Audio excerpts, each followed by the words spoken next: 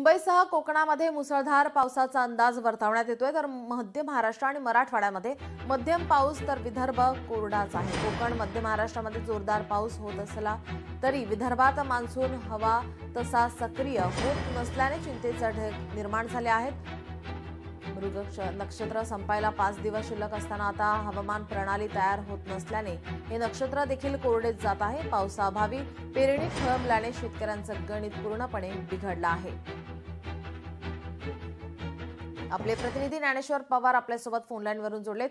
ज्ञानेश्वर, विदर्भात अद्याप हवा तसा पाऊस झालेलाच नाही, काय अधिकची माहिती? अगदीच आपण पाहायला गेलं तर महाराष्ट्रातील अनेक भागामध्ये जे आहे ते पावसाने जोरदार असं आगमन केलेलं आहे। मात्र विदर्भ जो आहे तो अजूनही कोरडाच असल्याचं जे आहे ते बोलले जाते। कारण की आपण पाहायला गेलं तर विदर्भाच्या काही जिल्ह्यांमध्ये जे आहे ते अगदी तुरळक प्रमाणामध्ये जे आहे ते पाऊस झाला, तर शेतकरी राजाने आपल्या शेतामध्ये जे आहे ते पेरणीला काही प्रमाणामध्ये सुरुवात देखील केली। मात्र त्यानंतर पूर्णतः पावसाने जे आहे ते ब्रेक लावलेला आहे। त्यामुळे शेतकऱ्यांच्या चिंतेमध्ये जे आहे ते एकूण जे आहे ते भर पडल्याचं चित्र सध्याला विदर्भामध्ये पाहायला मिळत आहे।